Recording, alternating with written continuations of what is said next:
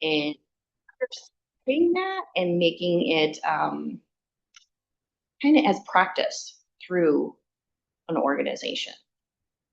So with some of that, I want to go over our agenda today of some of the things that we're going to touch on, and hopefully some of them will resonate in an area that you may potentially be currently working in within a nonprofit. We're going to talk about why compliance matters, the regulatory landscape, meaning, how does this work for state regulations? How does this work for federal regulations? And then we're going to take a little bit of time to understand governance, board responsibilities. And then we'll talk about my fun topic of financial compliance. And then other areas that you might not think of that have compliance things attached to them, which are fundraising and donor compliance, employment and volunteer compliance, and then data privacy and cybersecurity. That's a hot topic right now in many nonprofits that are struggling with phishing emails and hackings and takeovers and things like that. How do we strengthen the compliance piece on that to ensure we have those things in place within our nonprofits? And then I'll go over a little bit about common compliance risks. What are those? And then now that we learned all this stuff, how can we take some of this back and build an effective compliance program within our own nonprofit? So it's a little bit about what we're going to be talking about today, and I hope something resonates in one of these areas with each and every one of you. So why does compliance matter? So compliance helps protect, if you're a 501c3, it helps protect your tax exempt status. It helps build donor confidence if someone understands that they're giving to an organization that is in compliance. It helps build the organizational reputation as a reputable company or organization to give funds to, that they will handle them and follow compliance regulations for that. It creates funding opportunities. Again, it goes back to perception of people understanding that you are following these very core compliance issues and that your organization is compliant and up to date. And then it creates board and executive leadership accountability, bringing them into the fold of understanding what their compliance role is within the organization.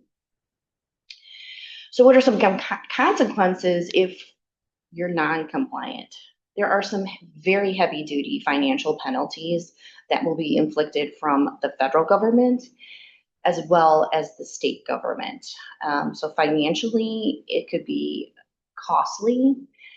It's also very time consuming to have to then reestablish yourself if you do lose your 501c status or you're not in compliance. That takes time and effort to understand that. It could take having to hire an outside counsel to help do that. You could potentially lose grants because now you're not considered a reputable organization that stays within the financial compliance of handling grants that you've received accordingly. One of the really scary ones is regulatory investigations. The IRS could come knocking at your door and start investigating how you're handling different things within the organization. Again, costly, time consuming, all avoidable things that we will go through within this presentation. And again, it could be reputable damage. We all know we work for nonprofits. While it's a large community, it is a very vocal community. And there's a lot of things that get said and could potentially be said. It could be damaging to even out publicly if something was to happen. And we all want to try to avoid those things. So with that said, and some of the things that I went through, if you want to add in the chat, what is your biggest compliance challenge within your nonprofit organization? We're going to give just a few seconds for people to maybe put something in there, or if something somebody has in mind. I'll say one of the things I'll offer, one of the biggest challenge I think even here at IH is education. of just getting everyone in the organization to understand that it isn't just the finance role that has to be looking at this, adhering to it, understanding it. It's everyone's role within the organization to understand compliance and have that little kind of voice in the back of their head going, I think people here do it. Would Vicki approve of that? Would Vicki say that was compliant? To understanding those things and challenges that teaching and education within the organization. So we have 2 people responding in the chat, and hopefully if anyone else think of something, you can drop it in the chat, and this gives Vicki a chance to respond. But I think these 2 things that came up in the chat are connected. Capacity being stretched too thin, and another one was keeping up with the schedule. Sharon stated, state submission deadlines to both Attorney General and Secretary of State are very confusing. So I think that's a capacity, being stretched too thin, keeping up with the schedule, submissions. Yeah, and it can be. And, you know, it's probably a little bit easier in larger organizations, or it's probably a little bit easier if you have someone in that finance role who is seasoned, who knows those like the back of their hand and knows when those things are due. I think the biggest thing is making sure that you have the right person getting the correspondences, because the state and the IRS do send out printed letters and notices when those deadlines are coming up. Making sure that's getting in the right hands of the person and addressed to the right address so that you have those well in advance so that you're not kind of scrambling at the last minute to understand what those dates are. I definitely use my own personal calendar on my phone, and I use my Outlook calendar to actually set notices to remind me we're 5 days before this has to be filed. We're, tomorrow this has to be filed. So being a little bit diligent and taking that extra minute or time to set reminders of when some of those dates are. We'll go through within this presentation some of the websites where you can go to actually find and research some of these deadlines and dates if you don't know them. So those are some of the ways that I think you can kind of tackle that. But I do understand that people are stretched thin. So if you can just do that one little thing to try to help remind you to meet that deadline, that can help too. And what would you say to an organization working in a facility with multiple organizations that offer different services with different priorities? Sure, I quite understand what we're getting at there. But again, I guess, unfortunately, it comes down to understanding your role within some of these compliance things and understanding, is this your actual responsibility and you're accountable for it? Or understanding who is, if you play kind of a subordinate or secondary role within getting some of these compliance pieces actually facilitated through. That's the best I can offer. And the final thing is that I think it's something that we even heard, which led to this presentation, is capacity. And so capacity isn't necessarily compliance, but what advice would you give to the smaller organizations that deal with capacity issues? I would say, one, this is an issue that has to be brought to the highest level of the organization. So these are the executives of the organization or the board, to help them understand these are not things that you cannot not do. You do not do these things, you could literally wipe out your nonprofit and be out of existence if these simple kind of normal everyday compliance issues are not met. And I think that's the thing I stress the most, is like, it's not me kind of sitting in this authoritarian position saying, we have to do this. It literally is, I am trying to create and maintain an organization so everyone has somewhere to come back to work and do the great work and facilitate out what we do. If we can't do these simplest of compliancy things that have to happen, there is no organization. You do not exist. You cannot fulfill your missions. You cannot do these things. And that is something that has to be kind of embedded into the highest level executive piece of an organization for them to understand. And that there has to be made time and capacity to do some of these compliance things that have to happen. So Well, thank you, Vicki. Those were all the questions that people raised in the chat. All right. So we're going to understand the most crucial piece of some of this is understanding the regulatory environment. These are the pieces that if you, and it was kind of mentioned before, like these are the key pieces that have to happen in order to maintain your 501c3 nonprofit status. We have to report to the Illinois Revenue Service annually. We have to report to the state's attorney general annually. We have state charity regulators that give us guidance of how we have to do communications out to our constituents. We have to make sure we are following the compliancy rules and regulations around Department of Labor. And then we also have to follow compliances that are made from grant making agencies, foundations, other organizations giving your nonprofit money to manage and handle based on a grant opportunity. So we have very specific IRS 501c3 exemption requirements. We are going to give this presentation out to all of those who have attended today and who are interested in it. This is a resource. This is a tool. In this, there are links in here that link directly to these regulatory websites that can give you additional information to review and peruse through if you want to. Usually, if you're not the person that's responsible for it, it's a nice little thing to just know, but you don't have to know all the ins and outs. So one of them hopefully it's gonna take me to, which is the Fun IRS website, which this is a snooze fest, I know, but there are some really great basic stuff within here to understand what are the requirements, basic requirements in order to maintain your 501c3 status. And a lot of them that you're going to learn within here are just keeping up with your annual filings. That's a lot of what this is. It isn't really more in depth than that. It's just making sure you're filing your annual filings. That could be your 990, that could be your Illinois tax return, that could be your charitable organization annual filing, where you designate and say who's on your board, those kinds of things.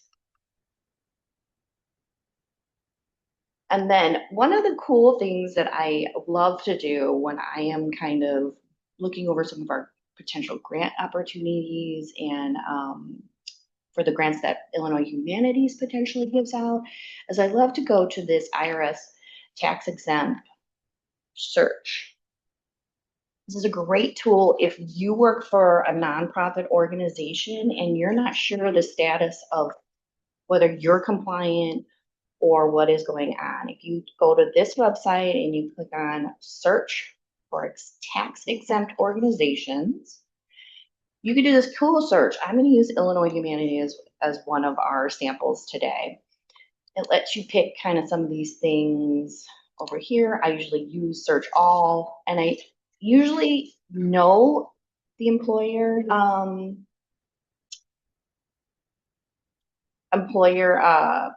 ID. Okay, it's not sharing, so I'm finding out. So I'm wondering how I do that. Stop sharing and go to other screen. Old music, please. Here it is. All right. Are we all seeing that now? Awesome. Great. All right, so we click on this link that was in the presentation, IRS tax exempt organization search. We go here. Usually we know the employer identification number. We can put that in here. I'm going to look up Illinois Humanities. Know that this is a 10-digit number.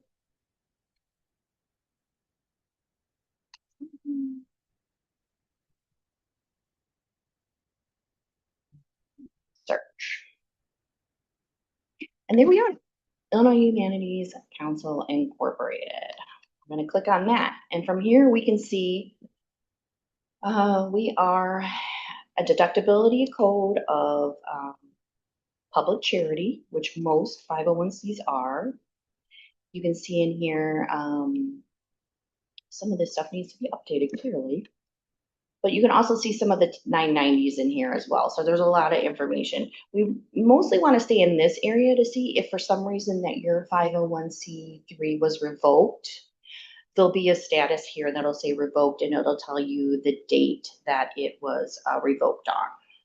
So you want to just make sure that there's nothing really standing out here, and then you know that your 501c3 is compliant with the federal government. Stop sharing that.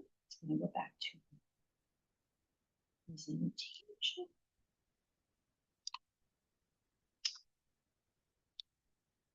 Beginning. Go back to here.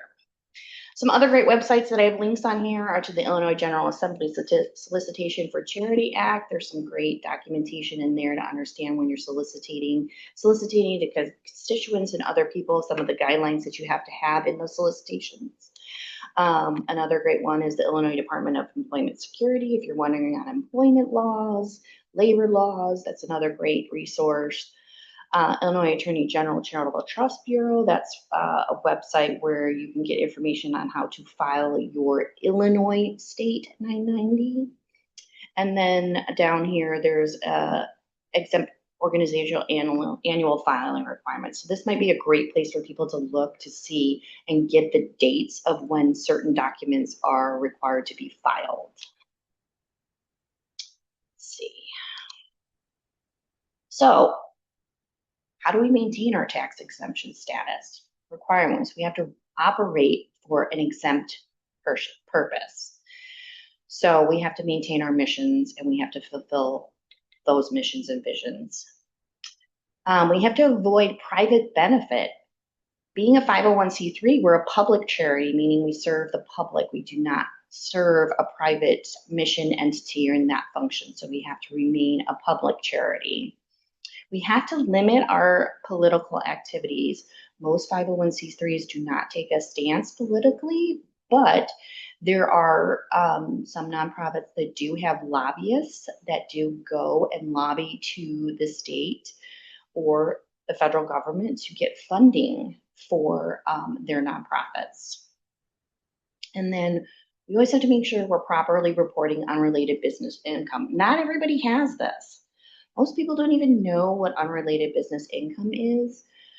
But to summarize, it's basically selling or promoting something that does not have a direct tie or to your mission and vision of the organization. So I guess an example could be if you're selling, this is probably an odd one, but you were selling t-shirts, but they were supporting something that didn't have anything to do with your mission, but they were kind of a cool idea for something. That's unrelated business tax. Or if you're selling something that just is labeled and doesn't really follow your mission, but somehow is a great product to have available in some other form or fashion, you may have to pay some tax on that, but it's very minimal. So what are some of the best practices in order to maintaining your tax exemption? Regular board review. It's probably a shocker for people.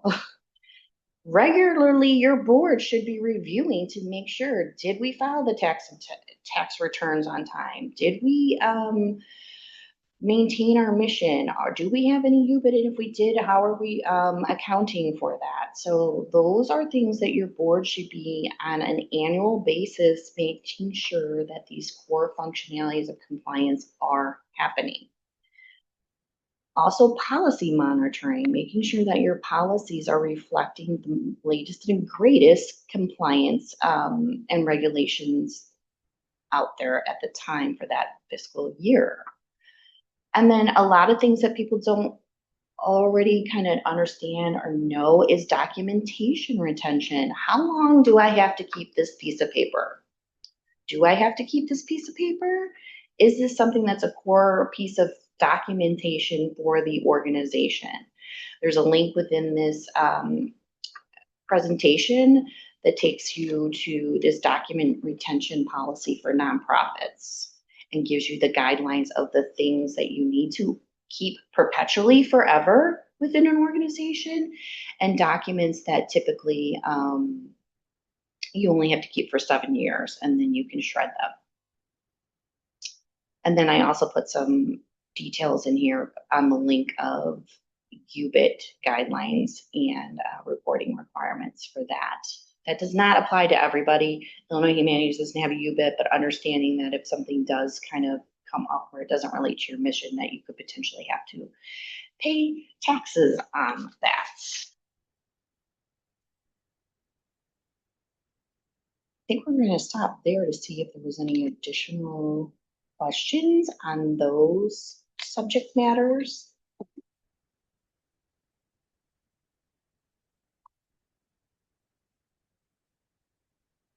As Vicki has stated, does anyone have any questions based on what she has brought up? And feel free to come off of mute or drop it in the chat.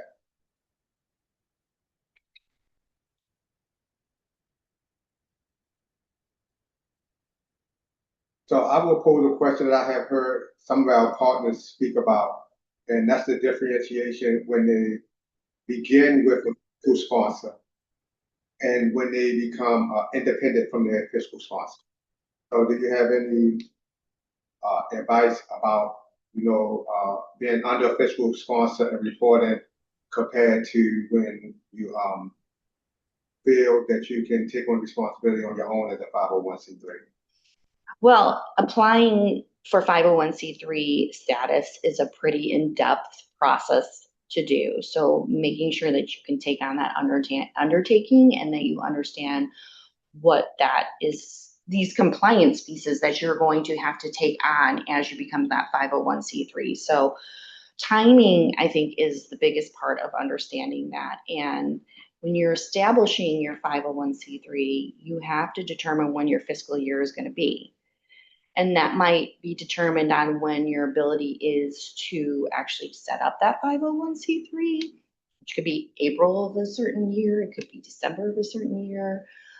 It's very interesting to know that most 501c nonprofits do not have a calendar year fiscal year. And some of that is based on when federal funding happens.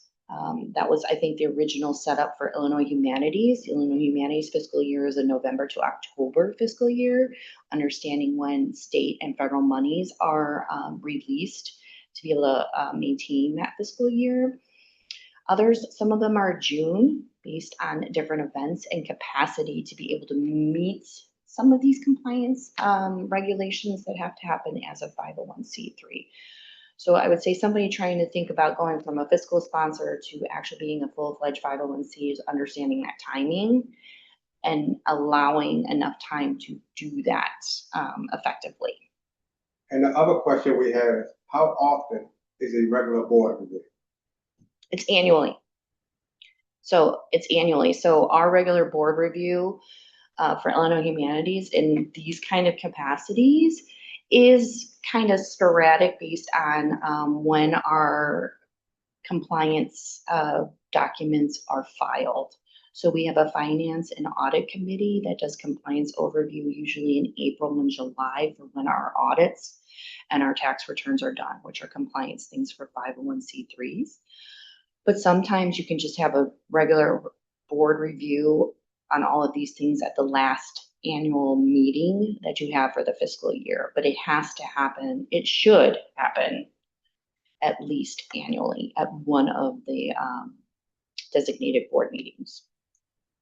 And what recommendation would you offer smaller organizations who have capacity issues? What strategies or recommendations would you give them as they go forward? As far as like making sure board review is happening, maybe. Yes. If you're having formal meetings, that's probably a compliance issue too. Like you should be having at least an annual meeting to go over these compliance things. I guess if that's a capacity issue and a timing issue, at least setting up a one-to-one meeting with the board chair or the highest level of the board to sit down and go through these things. And these are things that even the highest person at that board level should be prompted to be doing, even if it is on a one-on-one basis, to make sure that everything, one of these things is being checked off and reviewed for compliance. So for the sake of the recording, so this isn't a question in the chat, but just want to pose this too, because different people in the chat come from different organizations that with different roles. Whose responsibility is it to schedule the meetings with the boards and make sure that some of these regulatory rules and regulations are being followed? It starts at the various highest levels of the organization. There is a slide later in this presentation that kind of goes through how that cycle works and where it starts. But these are responsibilities at either the highest financial executive level of the organization or the executive director's level, if there isn't that level. It's the highest level of, these are the compliance, these are the things that we have to do, and this is how we have to get them done and being reviewed on an annual basis. Okay. Okay, other questions, or we're gonna move on? All right, next we're gonna move on to governance and board responsibilities. We don't necessarily think of that, but it is a main function, even if they aren't really aware of it, that they are responsible for some of these compliance issues and ultimately could be held responsible for when they are not carried out. So board duties, they have duty of care, they have duty of loyalty, and they have duty of obedience in facilitating these compliance pieces. So board oversight responsibilities include financial stewardship. They have to understand the financials. What state is the organization in financially? They have to understand risk management. You know, what is our capacity as an organization of being able to take risks or not take risks? They have strategic oversight. They are the ones helping facilitate in guiding and making sure that the organization is sticking to their strategic priorities and goals. And then again, one of their biggest responsibilities is compliance monitoring. They have to be monitoring, are these core compliance things happening on an annual basis? And again, it's at an annual meeting or it is at a one-on-one with the highest level of a board chair as a minimum of making sure that this compliance monitoring is happening. I am not sure that that's always communicated when a board member actually joins an organization or becomes part of an organization, but I would highly recommend that there's some piece when you're onboarding a new board member, that there is some understanding that these are their responsibilities: financial stewardship, risk management, strategic oversight, and compliance monitoring. So that's something I would highly, highly recommend happens. So what are some key governance policies? We want to make sure on a board level and even at an employee level that everyone is filling out a conflict of interest form.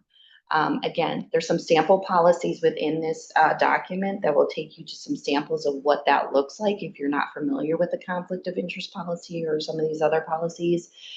But basically, you're letting the organization know, does a friend or family work within the same organization, and what is that role?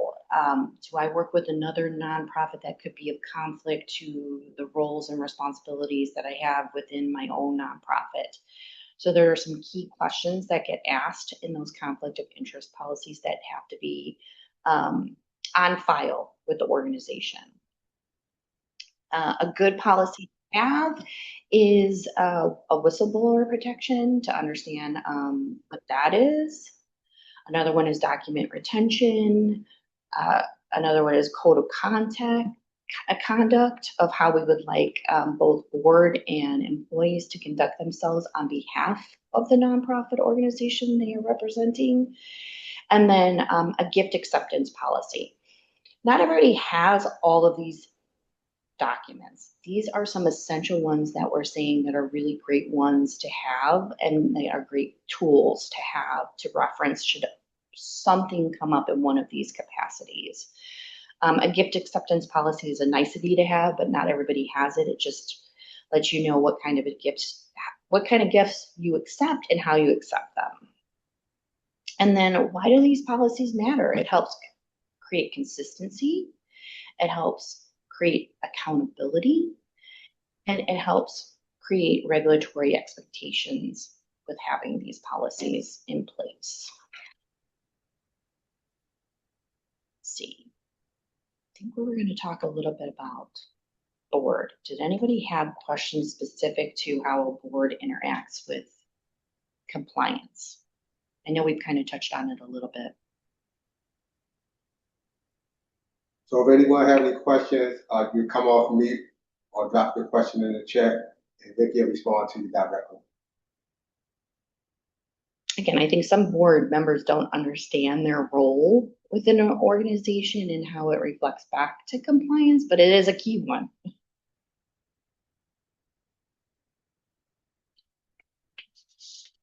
We have no questions.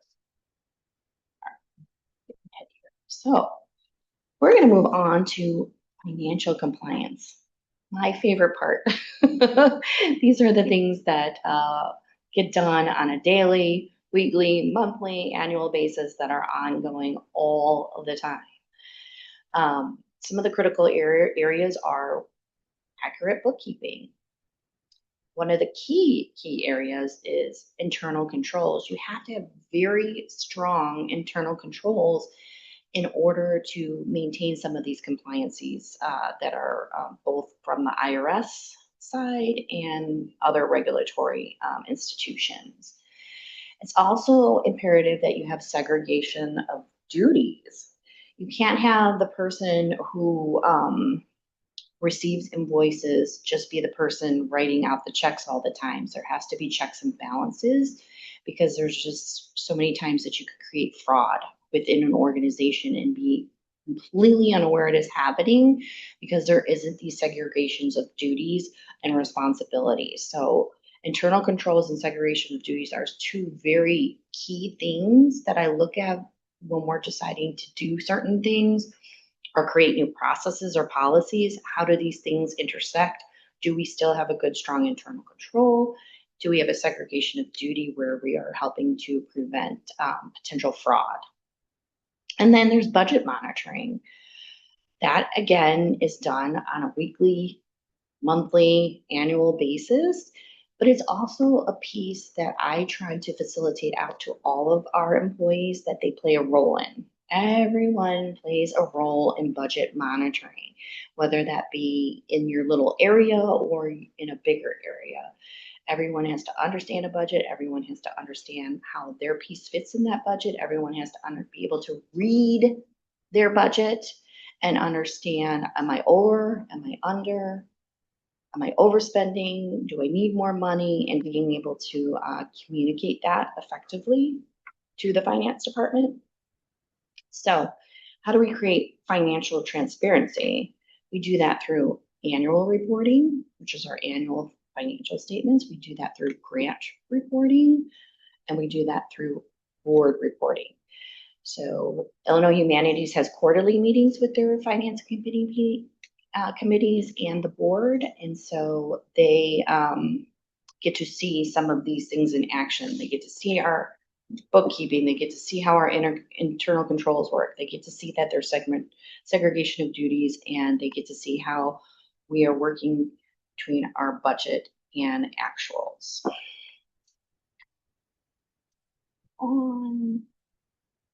So part of the financial piece is the Form 990. That is a federal document that has to be filed with the IRS annually. It creates a public transparency. So IRS Form 990s are available to anyone publicly. It meets the IRS compliance piece, and it creates donor due diligence when they're trying to see how an organization is. Are they stable? Are they in compliance? Are they doing the things they're supposed to do? There are several different types of 990s, and depending on the size of your nonprofit and organization, you could file a full Form 990. You could file an easy 990. It's almost like how individuals have these easy ones. And then there's a postcard 990 that does have to be filed, but it's usually for nonprofits that have $50,000 or less in revenue. So there's different types of forms depending on your size. So what are some common mistakes on a 990? Inaccurate governance disclosure, meaning that when you do the 990, you have to state who is on your board for that fiscal year. You have to disclose that, and you have to disclose if they are working actual hours for the organization and how many hours they work for the organization in their role, board role, and whether they were paid. Sometimes that doesn't always get filled out correctly. Sometimes there's additional schedules that have to be filed on these things. And then just the fact of, again, going back to, oh, now I'm late, and now I did a late filing, and now I have interest and late fees and all these things. So staying up on when those due dates are. I always say Form 990s is often viewed as the organization's public report card because it can tell you a lot of the health of the organization. So they're very explicit documents and very important documents that have to be filed in order to keep your 501c3 compliance status. That was another one where we were going to stop and see if there was additional questions on the finance of 990 overview. So do we have any questions on the finance and 990 overview from everyone?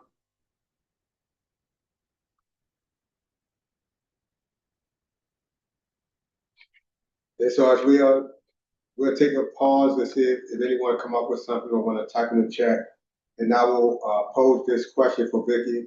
And it is something that seems to come out is that this is a organizational effort, not just based on the individual. And for example, the ED responsibility, the senior finance officer responsibility, not just the director's responsibility.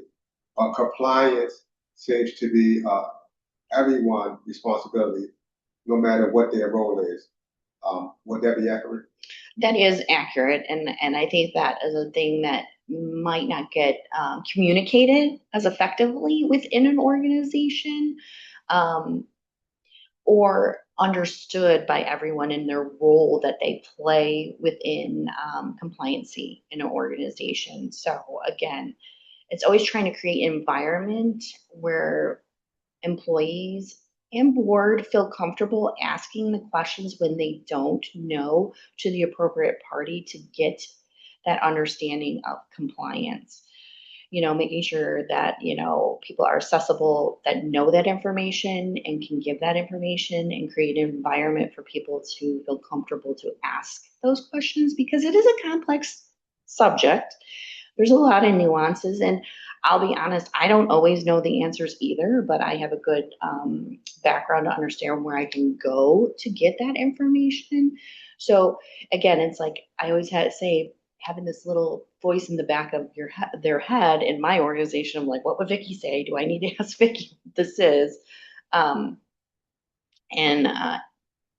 I do understand there's capacity issues, and people may not always have that person to ask those questions. So these kind of presentations and getting these networks of people who may have that expertise or understanding are what's vital in some of these nonprofits to have access and accessibility to be able to maybe get additional information if they don't have it readily available within their nonprofit. And so the final question is, what would you suggest to organizations as best practices to empower their employees to familiarize themselves with compliance, if only to ensure they are not inadvertently committing fraud or leaving out important pieces of information because they didn't see how it connected to another part because they were only focused on their role. Yeah, again, it's training, education.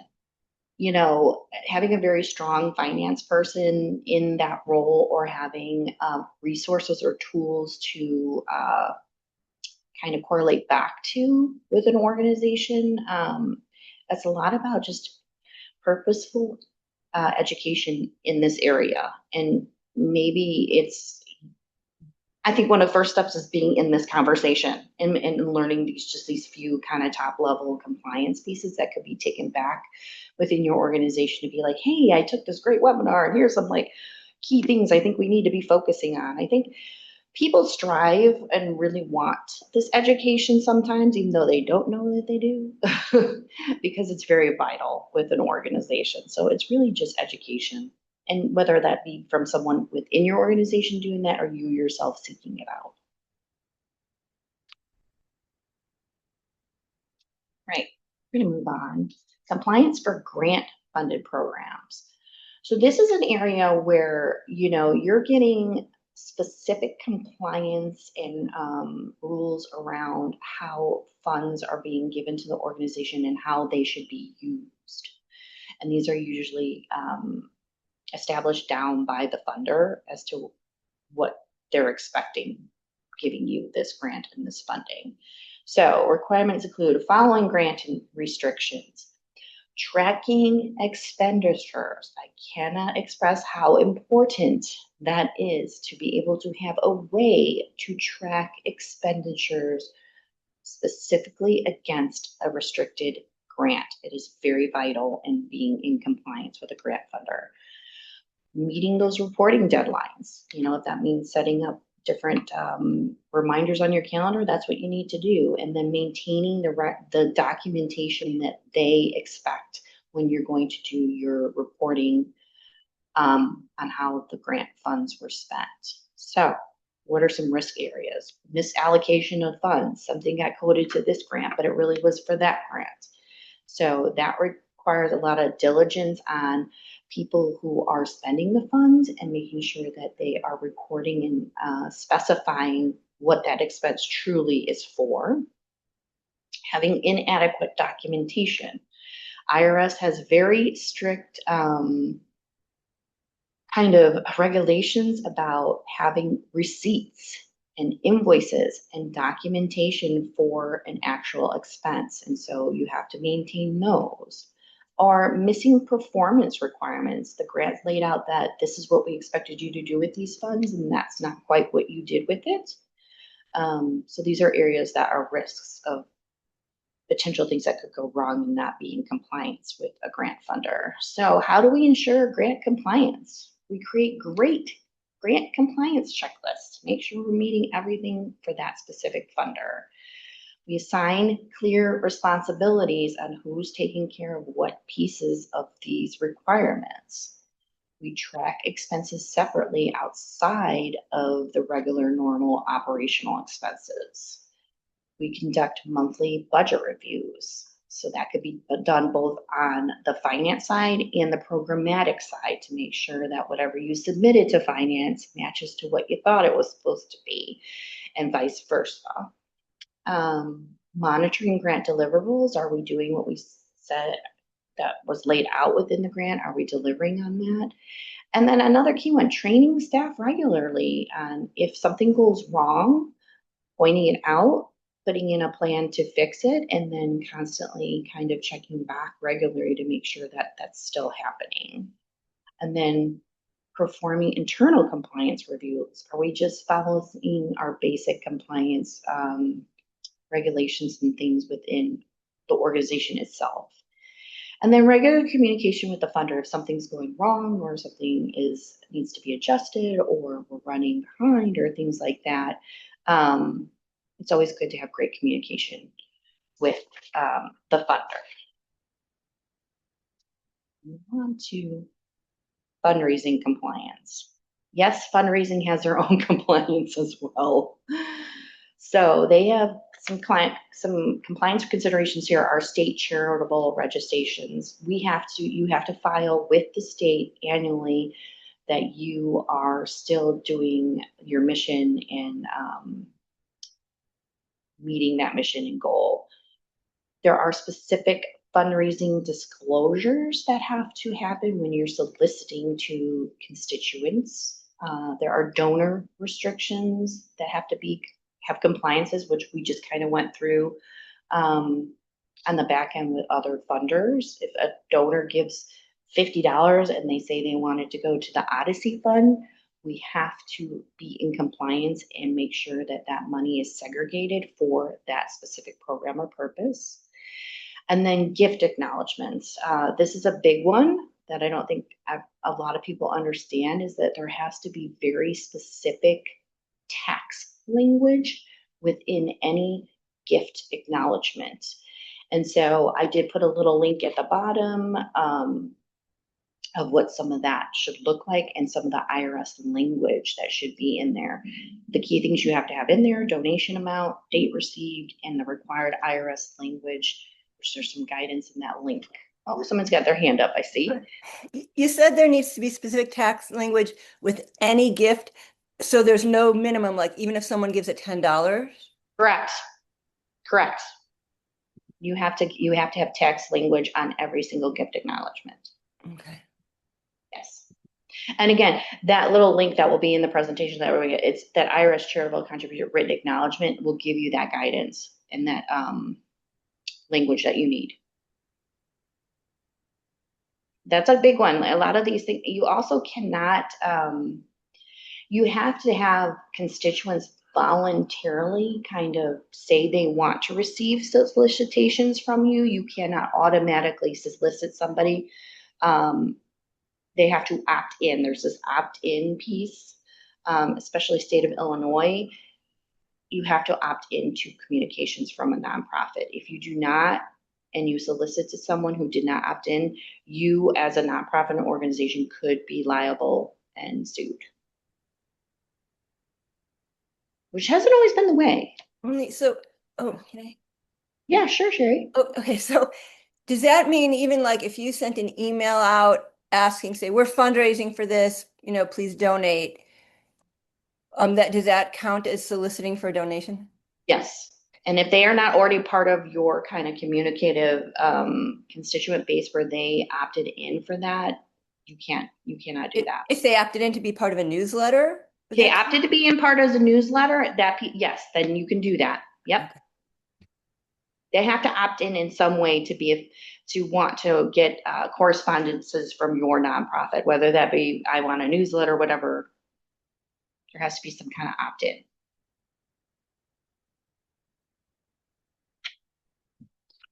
Other questions on that fundraising? I think that was one of our other key parts we were gonna stop at. Yes. So does that answer all your questions, Sherry, or do anyone have any follow-up questions that maybe has not been addressed?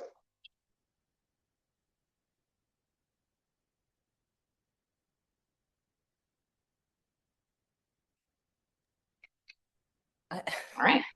Oh, go ahead, Sherry. Well, this you might want to save to the end. What if there is a non-compliance? Are you going to address how to deal with it? I don't necessarily address how to deal with it, but if there is a non-compliance, there are ways to deal with it. I'll put it kind of generally like that.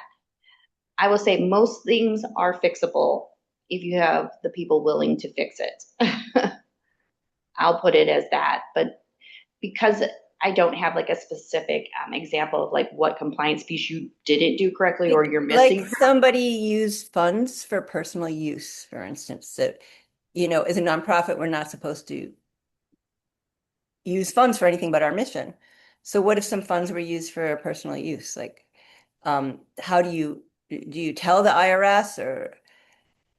That's more, I think that's more of, I don't want to say a criminal piece, but that's a fraudulent piece that would be dealt with more on the employment side of compliances, which we're going to go into next. But something like that. And that goes back to then you don't have strong internal controls. You don't have some of these policies in place in how to address issues like that in order to be in compliance. So again, it goes back to then, now you're not in compliance. If you're audited and there's different audit things that happen and those things come up, especially if you have federal funds, that could just open up a whole nother can of different lawsuits and expenditures and things like that to have fix and create. So try to have these things established up front or have policies in place to deal with something should that come up. Let's go on to employment and volunteer compliance. So employment requires you have to have wage and hour compliance, anti-discrimination laws, workplace safety, and employee classification. So we have exempt employees and we have non-exempt employee status, being able to follow those. I'm not going to go into too much about employment and volunteer compliance because that's a whole different area that I'm not as familiar with because I'm not in payroll and I'm not in HR to that extent. But those are key things that you would want to make sure you're having strict compliances in. And having strict policies and procedures in place should something come up where there's a discrepancy on how to take care of those things. We all have volunteers that volunteer in our organization. It's one of the key roles sometimes in these smaller organizations that have capacity issues. Some volunteer considerations in order to kind of maintain some compliances is having background checks, having clear role documentation so that volunteer understands what their role is, and having great training documents and requirements for when you have those volunteers working and doing all the great, wonderful things for your nonprofits.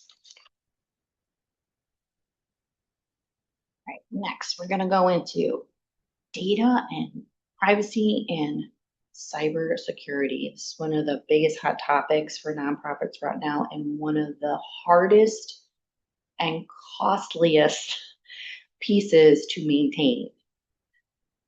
It's not cheap to have cybersecurity insurance. Not all nonprofits even qualify for it, but it is so vital should you have a breach and have a cybersecurity attack to be able to respond to that. So we as nonprofits are extremely targeted. We are targeted on a daily basis. I'm sure all of us have gotten strange phishing emails and please click on this and things that look like they're coming from a reputable organization, but they're not. So having strong kind of things in place can help minimize that. Some of the risks are donor database breaches, we have phishing attacks, we have ransomware, and then we have another one that's probably not everybody's very aware of, non-compliance PCI. PCI compliance requirements is, and I put a little link in this documentation to give everybody some guidance as to what it is. But it's a compliance as to how you take in credit card information. Is it secure? Is it encrypted? Where is it housed? It's a lot of those kind of compliances. You can be audited by a credit card processing organization to make sure you're PCI compliant. If you're not PCI compliant, you could be denied being able to accept their type of credit card. That's not something we want to do because credit cards are what most organizations use to collect funds and donations and things like that. So you want to make sure you're PCI compliant. Most likely, if you're using a reputable platform to process your credit cards, they are PCI compliance, but they may make you do an annual attestation saying, yes, you're following these guidelines as they have laid out. But most likely it's already in place if you're using reputable platforms. Some things to help with cybersecurity is making sure you have some controls in place. That's multi-factor authentication into any software or your email system or things like that. Security awareness training, if you're able to do it. And then having an incident response plan in place should you have a data privacy issue or a cybersecurity attack. And then understanding when you're working with other vendors, their controls and things that are in place. I think sometimes we don't think about that when we receive a link to go pay with a credit card to a different vendor. Is their site secure? Does it have the little lock thing that's on the picture here saying that it's secure? Little things like that to making sure that you're even working with a vendor that has some of these basic kind of compliance issues in place as well. Questions about cybersecurity or data privacy?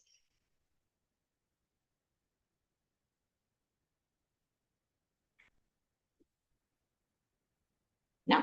All right.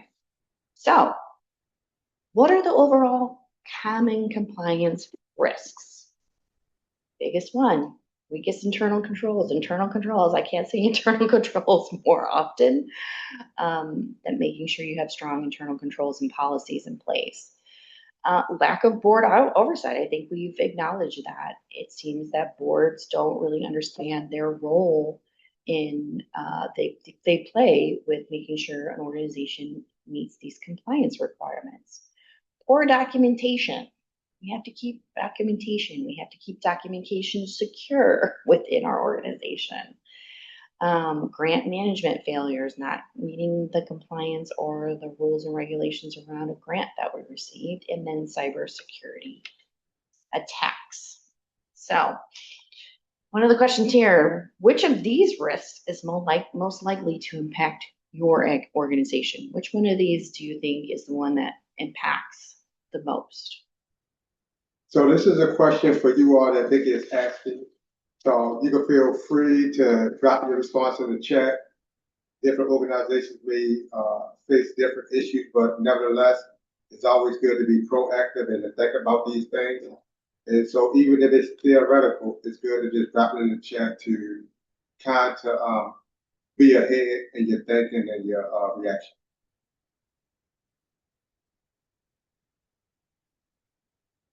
Grant management failures.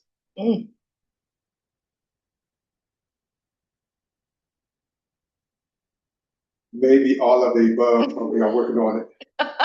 Hey, you're acknowledging it. That's the first part, is acknowledging and understanding all of these things can come together.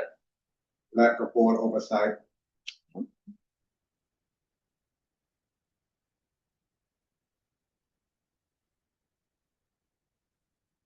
And so, Vicki, in your experience, which of these do you see most organizations fall victim to? Weak internal controls. Definitely. You have to have policies and procedures in place to help mitigate compliance from the get-go. If you have strong internal controls that address these compliance issues before they even happen, it's most likely going to be successful. So I think internal controls, as simplest as that can be, or as complex as it can be based on the size and capacity of an organization, they need to be in place. And they need to be reiterated, and they need to be held accountable to. And that's really hard to do, I understand, in smaller organizations, but it is the main thing that usually trickles into these non-compliance things. And so for someone that may watch this later, or someone that has joined an organization after the fact, who should they go to ask questions about these policies and regulations, and whether to be updated to see if they are in existence, or similar to what was spoken about earlier? Well, we are in the process of figuring this out. So who is responsible for the creation and the maintaining of these policies and regulations you were talking about for internal control? It's the highest level of the finance piece or the executive director. It's like this all starts at the highest level of, and then it's creating these internal controls, it's creating these policies, and then having the board approve them and say, yes, as our board governance compliance piece, and we're reading these things over, we are in agreement. This is the way this organization should have these things in place. Anytime a new policy or controls or things like that is updated, brand new, whatever, it has to go through board approval so that everybody understands their role that they play within that new policy or control, especially at that board governance level. It has to be approved, and it has to be in your minutes that was what was agreed upon, and the document has to be within those minutes for a board meeting. Thank you. We have no more questions. All right. So we talked about all these great things. How can we go about creating a compliance program framework? This is kind of a cyclical process of how we handle these things. And I think this kind of does kind of wrap it up as like, how do we do this? How do we get this like kind of implemented? And how do we kind of figure this all together? I think the key thing at the very top of this is an ongoing improvement. These are things which have to be reviewed again at a minimum on an annual basis. So we're using the lessons we learn to strengthen the policies, the controls, and the practice. But where does that start? It starts at the leadership commitment. Very set the tone from the very top that this is a priority. This is what we need to have for this organization to thrive and be in compliance. So we have to also define ethical expectations. We have to allocate resources. So I think this is a good time where people can be like, we really need to have some funding here in order to maintain these compliances. And then creating a model of integrity that the whole organization can get behind. So it's starting at the top and setting that tone. And then we're going to go into writing these policies. We're going to have clear policies. We're going to address key risk areas. We're going to communicate what the expectations are within these written policies. And we're going to keep them current and review them, again, at a minimum annual basis. And then we're going to do training and awareness. We're going to educate staff and volunteers. We're going to promote understanding. Again, reinforcing ethical behavior, which comes from internal controls and compliances, and provide ongoing training if possible. Next, we're going to monitor this. Is this working? We're going to conduct audit and reviews. We're going to identify if there's any gaps or risks and whether we need to update policies and procedures and measure effectiveness for those internal controls. And then if it isn't working, we're going to create an action process. We're going to investigate, take appropriate action, address root causes, figure out how we can prevent a reoccurrence, and decide if we need to create or update a policy or procedure, which then would go to recommendation for the board to approve as, yes, this is what we need for the organization as a whole. And that is a wrap up of all of these things. So how can so what are some compliance best practices? Train employees annually at a minimum. Engage the board regularly. Quarterly is great, but if you don't have the capacity to do that quarterly, at least once or twice a year. Monitor regulatory changes. A great website to do that is regulations.gov. They have some great resources there where you can get alerts sent to you anytime there's an updated federal rule changing. Conduct internal audits, and again, maintain strong documentation. Remember, if it isn't documented, it may not have happened. I think that is, we're going to go back. We're going to do some key takeaways here. What is compliance? It's a shared responsibility. Oh, Sherry, do you have a question? I just want to ask, can you say more about what it means to engage the board regularly? Engage the board. So in making sure that they are reviewing the compliancy pieces, they're looking at the monthly financials, they're making sure you're filing your tax returns on time, both federally and state. Are your state required documentations happening?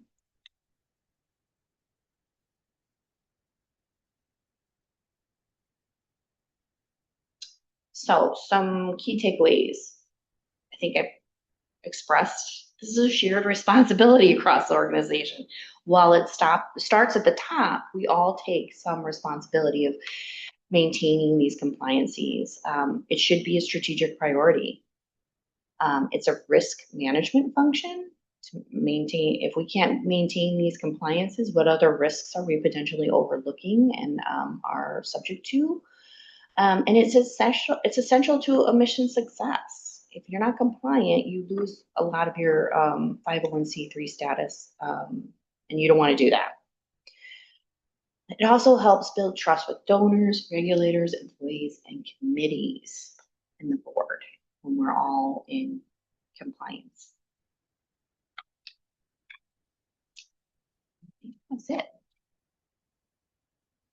So, want to thank everyone for joining us, and also let you know this will be recorded. You will get a copy of the recording. We will also send a copy of the presentation with the links in there. But I would just like to highlight some of the things that stood out that Vicki kind of reinstated throughout, and that's education. The most important piece of this is education. People cannot be proactive or operate if they don't know the information. And the only way to get information through an organization is through training. So the allocation of funds and setting aside time to train your employees as well as your volunteers. And then the other part of this is the internal controls, the compliance piece, to ensure that each step along the way, each level, there is compliance. So while a lot of this takes place on the senior level and the executive level, those who may find themselves in other roles can ask questions to ensure that these things are being done on the highest level. So therefore, they are not inadvertently contributing to something that may result in non-compliance. At this time, if anyone have any questions or would like to ask additional questions, you may do so. Vicki has been gracious and kind enough to leave her contact information if you want to follow up with her one-on-one. As she stated, she loved this and she loved to have conversations about this. And I want to see if Vicki have anything else to say. No, thank you so much for that, Tony. That's a great kind of wrap up. I can't express how important it is to just educate people. Again, it's not always the funnest subjects to talk about, but it is so important that organizations stay compliant in order to maintain their 501c3 status. Well, we finished a little bit early, so we thank everyone for joining us today. Hope you can enjoy the rest of the afternoon and that this was helpful. And when you see the survey, please take the time to complete it and let us know what was helpful and what you would like us and Vicki to present in the future. Because again, with compliance and nonprofit, there is a lot of ground to cover, but we are looking to be a resource to the community and the public we serve. Thank you all. Thanks, everybody.